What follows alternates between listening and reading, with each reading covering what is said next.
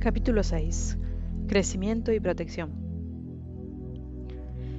La evolución nos ha suministrado un montón de mecanismos de supervivencia. Pueden dividirse a grandes rasgos en dos categorías funcionales: crecimiento o desarrollo y protección. Estos mecanismos de crecimiento y protección son comportamientos fundamentales necesarios para la supervivencia de cualquier organismo. Estoy seguro que sabes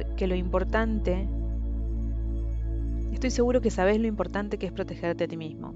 Sin embargo, tal vez no te hayas dado cuenta de que el crecimiento también es de vital importancia, incluso aunque seas un adulto que ya ha alcanzado su máxima estatura. Cada día miles de millones de células de tu cuerpo se deterioran y necesitan ser reemplazadas. Por ejemplo, el revestimiento celular de tu estómago se renueva cada 62 horas. A fin de mantener esta continua renovación celular, tu cuerpo necesita consumir una considerable cantidad de energía todos los días. A estas alturas no te sorprenderá descubrir que fue en el laboratorio, el lugar donde el estudio de las células me ha llevado en tantas ocasiones a descubrir cosas sobre el organismo multicelular humano, donde comprendí por primera vez lo importante que son los comportamientos de crecimiento y de protección. Cuando clonaba células endoteliales humanas, estas se alejaban de las toxinas que añadía al medio de cultivo, al igual que los humanos se alejan de los leones y de los posibles asaltantes en los callejones oscuros. También se acercaban a los nutrientes, del mismo modo que los humanos se acercan al desayuno, a la comida, a la cena y al amor. Estos movimientos opuestos definen las dos respuestas celulares básicas a los estímulos del entorno. La aproximación a una señal vital, como los nutrientes, caracteriza la respuesta de crecimiento.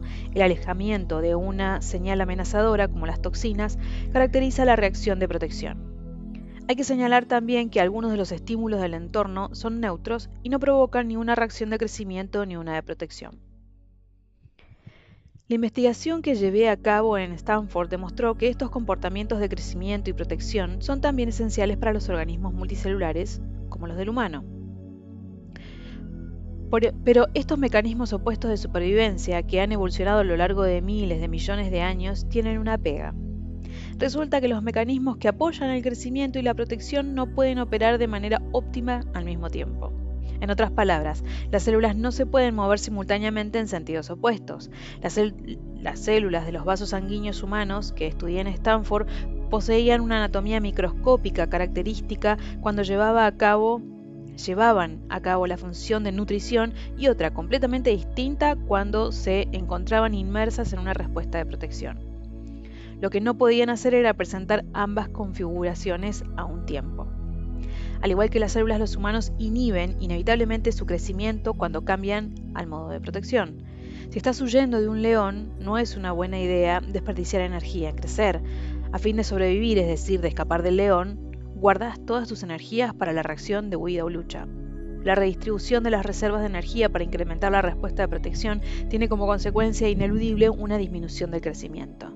Además de distribuir la energía para sustentar los tejidos y los órganos necesarios para la respuesta de protección, hay una razón adicional para la que se inhiba el crecimiento. Los procesos de crecimiento requieren un intercambio libre de información entre el organismo y el medio. Por ejemplo, se comen alimentos y se excretan los productos de desecho. Sin embargo, la protección requiere el cierre completo del sistema, un muro que aleje al organismo de la supuesta amenaza. La inhibición del proceso de crecimiento también resulta debilitante, ya que el crecimiento es un proceso que no solo consume energía, sino también que es necesario para producir energía. En consecuencia, una respuesta de protección mantenida inhibe la producción de energía necesaria para la vida. Cuanto más tiempo permanezca en modo de protección, más se reducirá su crecimiento. De hecho, no puedes eliminar los procesos de crecimiento de un modo tan radical que lo de darse un susto de muerte se convierte en una perogrullada. Por suerte, la mayoría de nosotros no llegamos hasta el punto de darnos un susto de muerte. Al contrario, que en las células individuales las respuestas de crecimiento y protección en los organismos multicelulares no son excluyentes. No es necesario que los 50 billones de células de nuestros organismos tengan que estar en fase de crecimiento o de protección al mismo tiempo. La proporción de células que adopta uno u otro tipo de respuesta depende de la gravedad de la amenaza que se perciba. Puede sobrevivir a la tensión que provoca una de estas amenazas, pero la inhibición crónica del crecimiento compromete de forma grave tu vitalidad. También es importante resaltar que para experimentar a fondo la vitalidad es necesario algo más que eliminar el estrés de la vida. En una sucesión constante de crecimiento y protección, eliminar el estrés solo te colocaría en el punto neutral. Para prosperar de verdad, no solo debemos eliminar los agentes estresantes, sino también buscar de modo activo la alegría y el amor y llenar nuestra vida de este estímulo que desencadenen los procesos de crecimiento.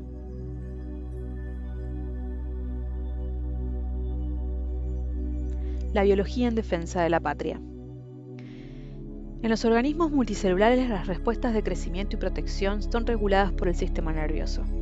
La tarea de este sistema consiste en examinar las señales ambientales, interpretarlas y organizar las respuestas de comportamiento apropiadas. En una comunidad multicelular, el sistema nervioso actúa como un gobierno que se encarga de organizar las actividades de los ciudadanos celulares. Cuando el sistema nervioso reconoce una señal amenazadora en el ambiente, alerta a la comunidad celular del peligro inminente. En realidad, el cuerpo consta de dos sistemas de protección diferentes, ambos esenciales para la conservación de la vida. El primero es el sistema que se pone en marcha en la protección contra amenazas externas, se denomina eje HPA, que son las siglas del eje hipotálamo pituitarius adrenal, conocido en nuestro idioma como hipotálamo hipofisario suprarrenal. Cuando no existen amenazas, el eje HPA permanece inactivo y el crecimiento florece. Sin embargo, cuando el hipotálamo cerebral percibe una amenaza en el entorno, activa el eje HPA mediante el envío de una señal a la glándula hipofisaria, la glándula maestra, que es la responsable de conseguir que una comunidad de 50 billones de células se prepare para el peligro inminente. ¿Recordás el mecanismo estímulo-respuesta de la membrana celular y el complejo de proteínas receptoras efectoras? Pues el hipotálamo H y la glándula hipofisaria P se comportan de manera similar. Al igual que las proteínas receptoras, el hipotálamo recibe y reconoce las señales medioambientales. La función de la hipófisis es la misma que el de las proteínas efectoras, ya que es la encargada de poner en funcionamiento los órganos corporales. En respuesta a las señales de amenazas procedentes del medio externo, la glándula hipofisiaria envía una señal a las glándulas suprarrenales A para informar de la necesidad de activar respuestas de huida o lucha del organismo. Los detalles técnicos sobre cómo los estímulos estresantes activan el eje HPA siguen una secuencia muy sencilla. El hipotálamo segrega un factor liberador de corticotropina, CRF, en respuesta a la señal de alerta registrada por el cerebro. Este factor viaja por el torrente sanguíneo hasta la glándula hipofisaria, donde activa unas células especiales que liberan corticotropina u hormona adrenocorticotropa, ACTH, en sangre. La ACTH viaja hasta las glándulas suprarrenales, donde sirve como señal para la secreción de las hormonas de huida o lucha. Estas hormonas de estrés coordinan la función de los órganos corporales y proporcionan una gran fuerza física para huir o enfrentarnos al peligro. Una vez que suena la alarma suprarrenal, las hormonas del estrés liberan en los vasos sanguíneos y constriñen sus paredes en el aparato digestivo, obligando a la sangre cargada de nutrientes a encaminarse hacia las extremidades de los miembros encargados de ponernos fuera de peligro. Antes de ser enviada hacia las extremidades, la sangre estaba concentrada en las vísceras.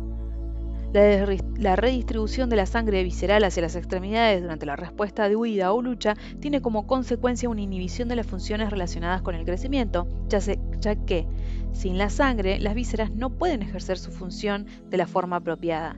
Los órganos viscerales dejan de llevar a cabo las tareas de soporte vital, como la digestión, la absorción, la excreción y otras funciones que incrementan el crecimiento celular y la producción de reservas energéticas corporales. Así pues, las respuestas de alerta inhiben los procesos de crecimiento y arriesga la supervivencia del organismo al impedir la producción de las reservas de energías vitales.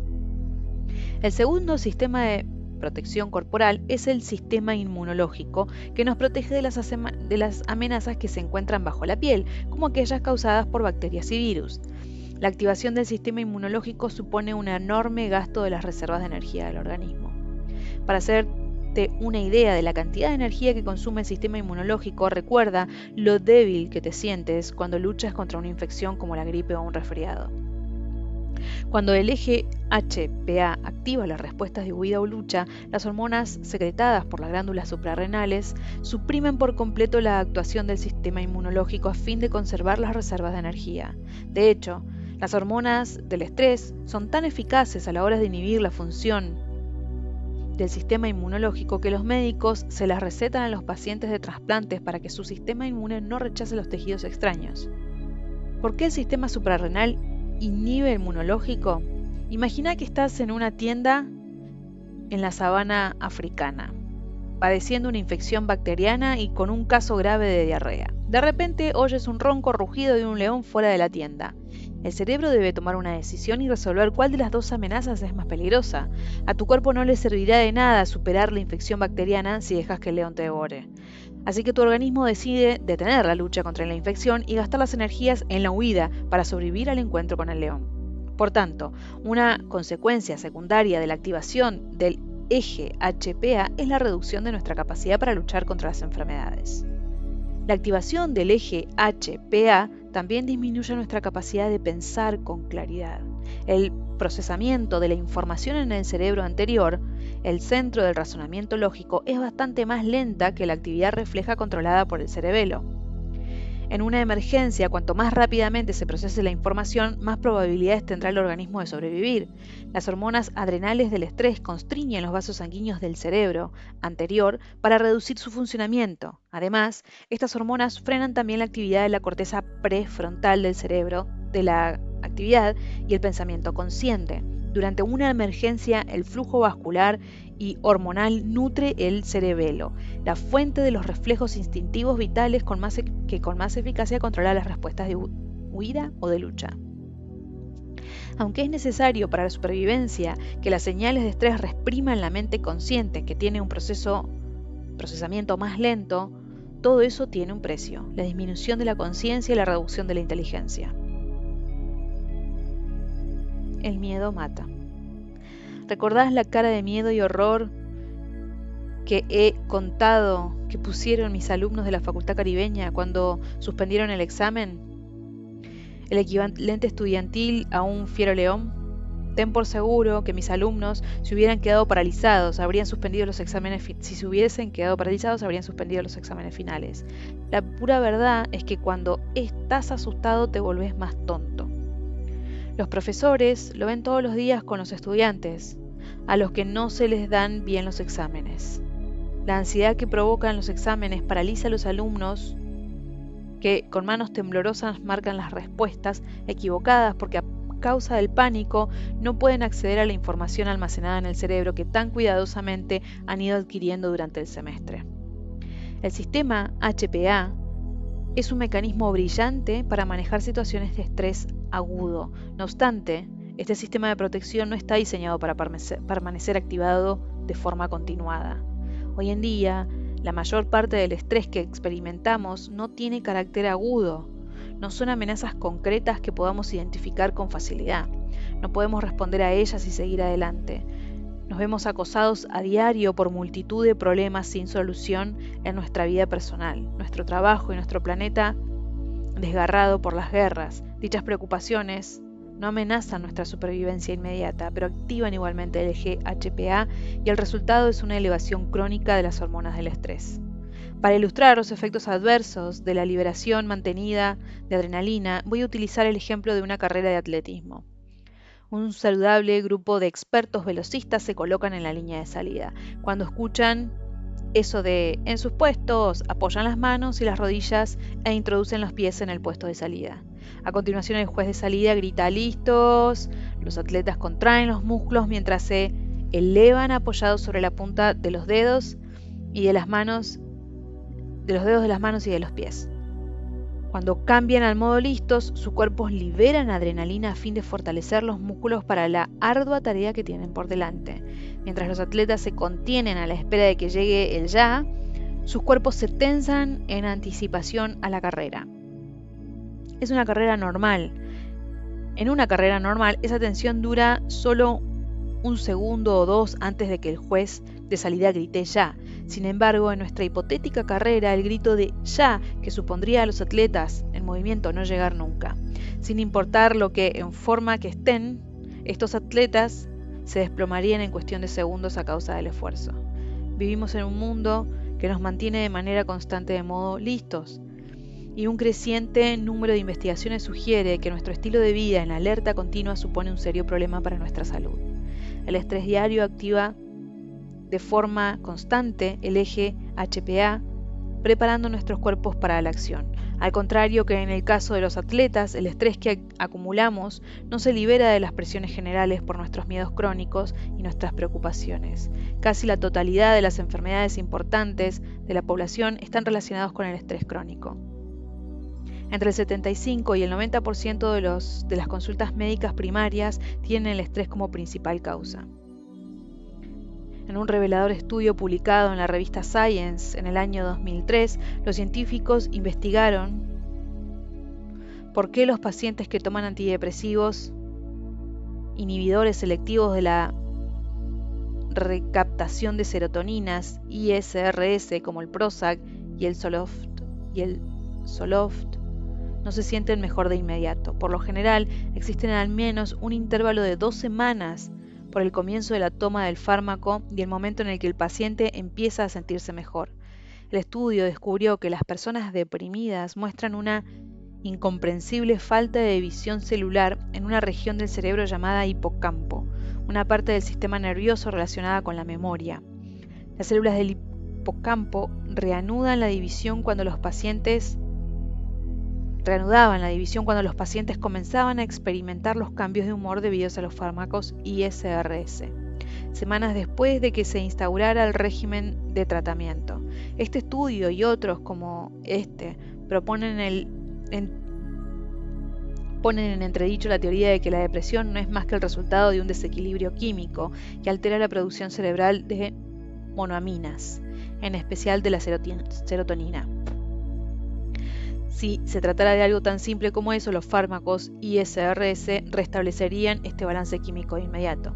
Otras investigaciones apuntan a la eliminación del crecimiento neuronal provocado por las hormonas del estrés como causa de la depresión. De hecho, en los pacientes depresivos crónicos, el hipocampo y la corteza prefrontal, el centro de razonamiento lógico, están físicamente reducidos. Una revisión de este estudio publicada en la revista Science decía: la hipótesis de las monoaminas ha sido sustituida en los últimos años por la del estrés, que postula que la depresión se produce cuando la maquinaria cerebral del estrés funciona en marchas forzadas.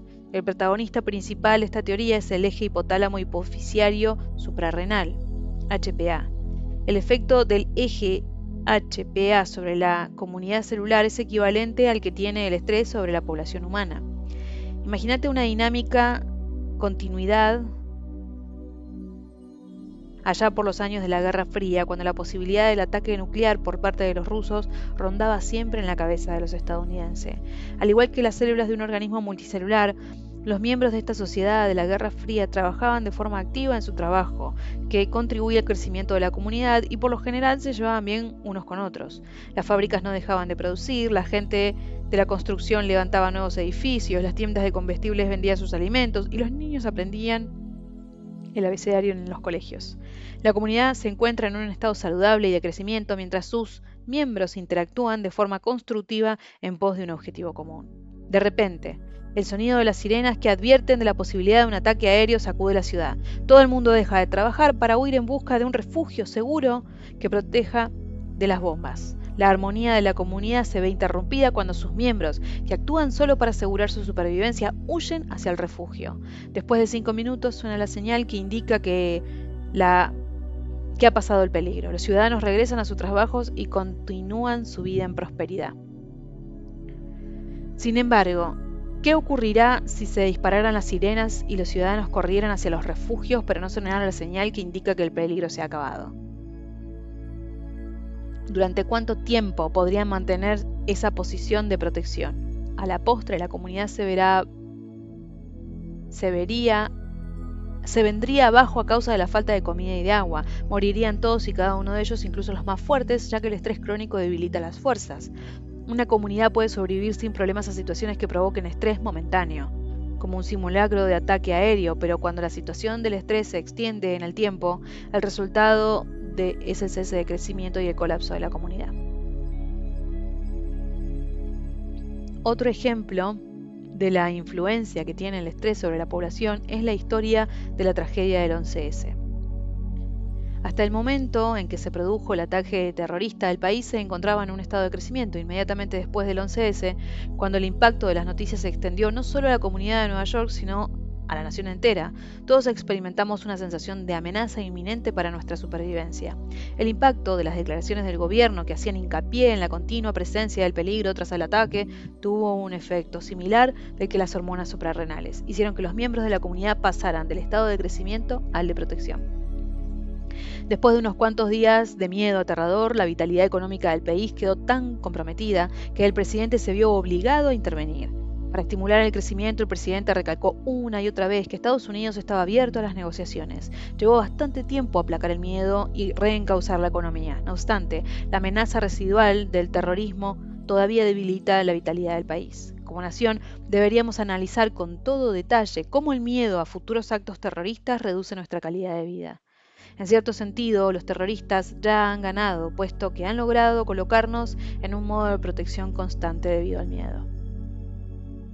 También me gustaría sugerir que examinaras cómo influyen en tu vida los miedos y las respuestas consiguientes de protección. ¿Cuáles son los miedos que te impiden tu crecimiento? ¿De dónde salen esos miedos? ¿Son necesarios? ¿Son reales? ¿Te ayudan a llevar una vida plena? Trataremos esto con más detalle en el siguiente capítulo, que analiza la importancia de la paternidad responsable. Si somos capaces de controlar nuestros miedos, podemos recuperar el control de nuestras vidas. El presidente Franklin D. Roosevelt conocía la naturaleza destructiva del miedo.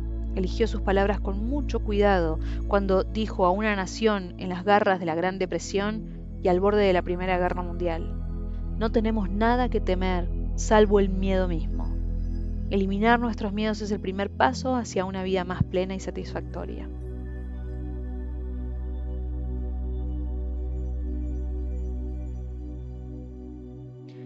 Facebook no era más que una chispa en la mente de un estudiante de Harvard cuando escribía este libro. 10 años más tarde encontré a una joven nacida décadas después de la Segunda Guerra Mundial, en Facebook, que tenía la agudeza de Roosevelt. Luptia Hermin, una conocida artista que postea en Facebook palabras de inspiración acompañadas de imagen, nos ofrece esta sencilla perla de sabiduría. Ya sabes por qué resultan tan difícil ser feliz, porque nos negamos a dejar marchar las cosas que nos entristecen. Creo que esta puede ser una de las frases más importantes para aprender a controlar los efectos negativos del estrés.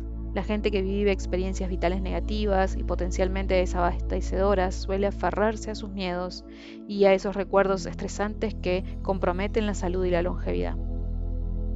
Aunque creo que es importantísimo liberarse del miedo y de los recuerdos que generan estrés, también quiero resaltar que no todo el estrés es malo. De hecho, hay una forma buena de estrés conocido como eustrés, que tiene efectos psicológicos y o físicos beneficiosos. Practicar ejercicio continuamente es una forma beneficiosa de estrés que incrementa el estado de salud y fortalece el cuerpo. Por supuesto, no todos los deportes tienen efectos positivos. Para los gladiadores romanos, los beneficios saludables del ejercicio se verían sin duda anulada por el estrés psicológico de saber que morirían si perdían.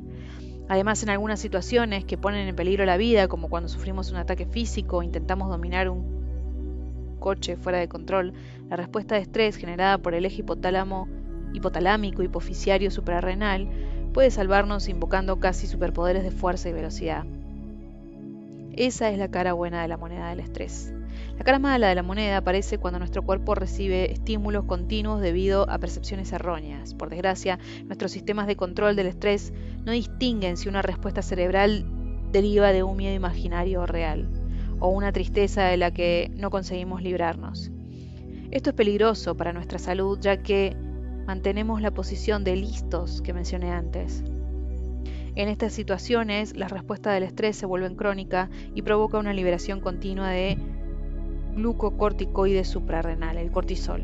La hiperestimulación provocada por esta hormona está directamente relacionada con daños importantes y cambios funcionales duraderos en el cerebro.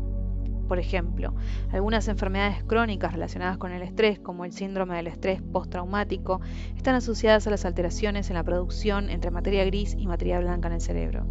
La región del hipocampo relacionada con la memoria y las emociones se encoge, y lo mismo ocurre con la amígdala, el centro del miedo cerebral. Se cree que estas alteraciones cerebrales contribuyen a la creación de vías estructuradas relacionadas con el estrés entre el hipocampo y la amígdala, que dan como resultado un comportamiento pernicioso y receptivo que mantienen una perpetua reacción de huida o lucha en el cerebro. Si alguna vez has tenido a un jefe atascado en un constante estado de pánico, un auténtico jefe del demonio, o si alguna vez has pasado noches en velas preocupado en lugar de trabajar para cumplir un plazo que temes no poder afrontar, sabes muy bien lo persistente que puede volverse el estrés crónico. También perjudican a los niños.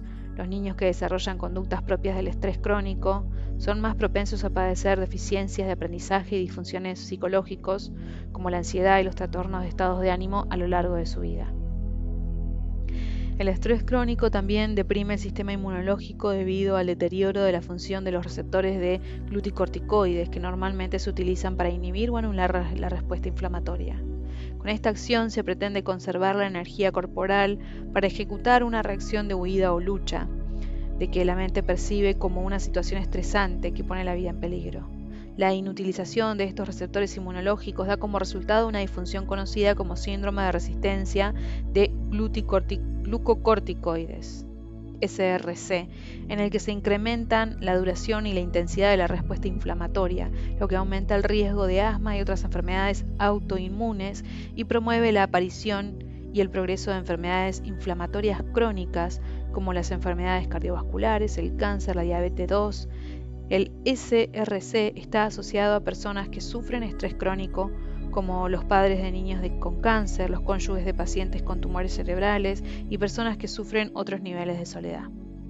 A pesar del riesgo de padecer efectos secundarios que van desde la demencia a la muerte prematura, los fármacos son todavía los remedios universales para el estrés, la ansiedad y también en animales. En el 2014, los investigadores de la Facultad de Veterinaria de la Universidad Estatal de Iowa descubrieron que si se administraban fármacos antiinflamatorios al ganado antes de un largo viaje, se reducía el estrés del transporte, algo que quedaba demostrado por la disminución de los biomarcadores de estrés, entre los que se incluye el descenso del cortisol. Sin embargo, cada vez hay más investigaciones de primera línea que avalan la efectividad de los remedios no farmacológicos, y esas investigaciones alimentan mi optimismo inquebrantable, haciéndome creer que un día prevalecerían este tipo de remedios. Varios estudios publicados en revistas evaluadas por expertos han descubierto que la respuesta de relajación, que los investigadores definen como el estado fisiológico y psicológico opuesto al estrés o a la reacción de huida o lucha, alivia los síntomas de ansiedad y de muchos otros trastornos, y además afecta a otros factores con el ritmo cardíaco, la presión arterial, el consumo de oxígeno, la actividad cerebral. Y un revolucionario estudio publicado en el 2013 documentó por primera vez que este estado fisiológico de descanso profundo, incluido por prácticas como la meditación, el yoga, la respiración profunda, la oración, generan cambios inmediatos en la expresión de los genes relacionados con la función inmunológica, el metabolismo energético y la secreción de insulina, resultados que impresionarían hasta al más escéptico investigador biomédico. Muchos estudios han demostrado que las intervenciones mente-cuerpo, como las respuestas de relajación, pueden reducir el estrés y potenciar el bienestar en individuos sanos, además de contrarrestar los efectos clínicos adversos del estrés en enfermedades como la hipertensión, la ansiedad, la diabetes y el envejecimiento, afirma un revolucionario investigador mente-cuerpo, coautor del estudio del Dr. Herbert Benson. Ahora, por primera vez, hemos identificado los centros fisiológicos claves a través de los cuales se pueden inducir estos beneficios. Otros investigadores están explorando las implicaciones de la sabiduría de Lupita Herming y Franklin D. Roosevelt, que comenté al comienzo de la actualización de este capítulo, puesto que aferrarnos a nuestros miedos y nuestro dolor es un determinante causal fundamental en la generación de comportamientos de estrés crónico. Es posible que el amor, el polo opuesto al miedo, pueda ser un antídoto para el estrés y acabar con las enfermedades que produce. Utilizando la resonancia magnética funcional para monitorizar la respuesta cerebral, los investigadores de la Universidad de Exeter buscaron la respuesta a esta pregunta. Compararon la respuesta cerebral de 42 adultos que veían imágenes de gente expresando amor y apoyo emocional y también imágenes de rostros amenazadores, furiosos o aterrados. Al grupo experimental, que se le mostraron brevemente imágenes de afecto y apoyo emocional que fueron seguidas por imágenes amenazadoras, los sujetos de control vieron solo las imágenes amenazadoras. En el grupo de control, las imágenes amenazadoras suscitaron una alta actividad de la amígdala, la región del cerebro que registra el miedo. Los participantes del grupo experimental, que vieron primero las imágenes de amor y luego las amenazantes, no tuvieron una respuesta en la amígdala a las imágenes que debían provocar estrés. Los investigadores formularon la hipótesis de que la respuesta neurológica a las imágenes de amor anula los mecanismos cerebrales activados por el miedo. Citando el síndrome de estrés postraumático, que se caracteriza por una atención hipervigilante en busca de amenazas, la jefa de la investigación, Angel Carr, afirmó: estos nuevos resultados de investigación podrían ayudarnos a explicar, por ejemplo, por qué el éxito en la recuperación de un trauma psicológico guarda tanta relación con un nivel alto de apoyo social de los individuos que lo padecen. A partir de ahora utilizaremos estos descubrimientos para mejorar el tratamiento del síndrome del estrés postraumático existentes a fin de incrementar la sensación de seguridad y apoyo para mejorar el manejo de los recursos traumáticos. Varios estudios confirman la influencia sanadora de las interacciones y relaciones amorosas de nuestras vidas. Tal y como el Dr. Daniel Siegel, un famoso neurobiólogo, declaró para The New York Times, los estudios científicos sobre la longevidad, la salud médica y mental, la felicidad e incluso la sabiduría señalan que las relaciones de apoyo son el indicador más sólido en la presencia de estos atributos positivos en nuestro día a día a lo largo de la vida. Otro estudio del neurólogo James Cohen de la Universidad de Virginia evaluó el papel del contacto social en la regulación de la respuesta emocional frente a distintos agentes estresantes. En su experimento, Cohen propinó una descarga eléctrica en los tobillos de 16 mujeres y registró la actividad cerebral de estas en 3 situaciones diferentes: mientras sujetaban la mano de un ser querido, mientras sujetaban la mano de un hombre desconocido y mientras no le daban la mano a nadie. Las pruebas de estrés registraron la ansiedad de las mujeres antes de la descarga y el nivel de dolor mientras lo recibían. Cuando no le daban la mano a nadie, la ansiedad y el dolor de las mujeres eran tan altos como se esperaba. Cuando le daban la mano a su acompañante, la influencia negativa de la descarga se veía significativamente reducida. Dar la mano a un extraño dio como resultado una reducción de la respuesta del estrés mucho más limitada. Pero por sorprendente que parezca, la capacidad de una mujer para reducir el estrés mientras aprieta la mano de un ser querido variaba en función de la calidad que ella atribuía a la relación. Cuanto más fuerte consideraba la mujer la relación, menos tasas de ansiedad y dolor se registraban en la descarga. No se produjo tal variación en la respuesta cuando daban la mano a un desconocido. En una relación sana, dar la mano a tu compañero basta para reducir la presión arterial, aliviar el estrés, mejorar la salud y reducir el dolor físico. Yo soy el último que necesita convencerse de esto, ya que, como describí en el libro que escribí en el 2013, el efecto luna de miel, mi compañera Margaret y yo hemos creado una maravillosa relación afectiva que me ayuda a inmunizarme contra el estrés. Además, debido a mi historial de relaciones fallidas, soy un ejemplo viviente de la asombrosa neuroplasticidad. Veremos más en el capítulo siguiente, que ha demostrado una y otra vez que nunca es demasiado tarde. El cerebro sufre alteraciones funcionales y estructurales constantes en respuesta a la vida y a las experiencias de aprendizaje. En lo que se refiere al estrés, la respuesta a la canción de la enérgica y juvenil Tina Turner, What's Love Got to Do With It? ¿Qué tiene que ver el amor con eso? Es todo, la creación de vínculos amorosos. Asegura a la mente que cuando se nos presenta una amenaza, habrá alguien que nos arroje un salvavidas. Eso nos libera, como me ocurrió a mí, de la necesidad de observar nuestras vidas a través de un filtro de miedo, porque sabemos que tendremos un apoyo incondicional. Los individuos que carecen de relaciones sociales y comunitarias, sin embargo, perciben que están solos y a la deriva en un océano donde nadie acudirá en su ayuda. Ahora me gustaría regresar al comienzo de esta actualización, al mensaje de Lipta Hermin. Ya sabes por qué resulta tan difícil ser feliz, porque nos negamos a dejar marchar las cosas que nos entristecen. Y concluir con la historia de Scarlett Lewis, una madre cuya vida personifica la sabiduría de estas palabras. El hijo más joven de Scarlett, Jesse, fue uno de los 20 niños asesinados durante la masacre del 2012 en la escuela primaria de Sandy Hook de Newtown, Connecticut. El valiente Jesse ayudó a salvar la vida de muchos de sus compañeros de clase, animándolos a huir mientras él se quedaba para proteger a su maestro. Tanto él como su querido maestro fueron asesinados.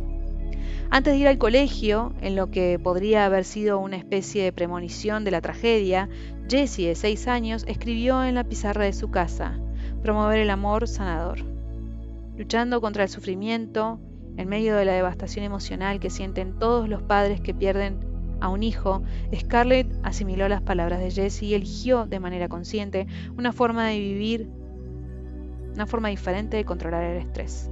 Si bien muchos padres alivian el dolor a través de la ira, la culpa y un dolor desgarrador, Scarlett siguió un camino alternativo al tomar la decisión consciente de elegir el amor para aceptar aquel horrible crimen.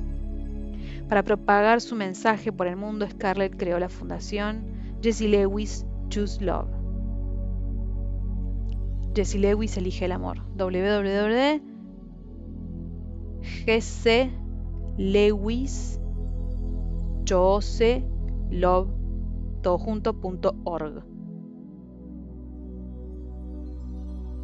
cuya misión es concienciar a nuestros niños y nuestras comunidades de que se puede elegir el amor frente a la ira, la gratitud frente al privilegio, el perdón y la compasión frente a la amargura. El objetivo de la fundación es ayudar a hacer realidad un mundo más pacífico y amoroso. Scarlett representa el ejemplo vivo de la poderosa oportunidad de sanación presente en las palabras finales de Jesús: Padre, perdónalos porque no saben lo que hacen.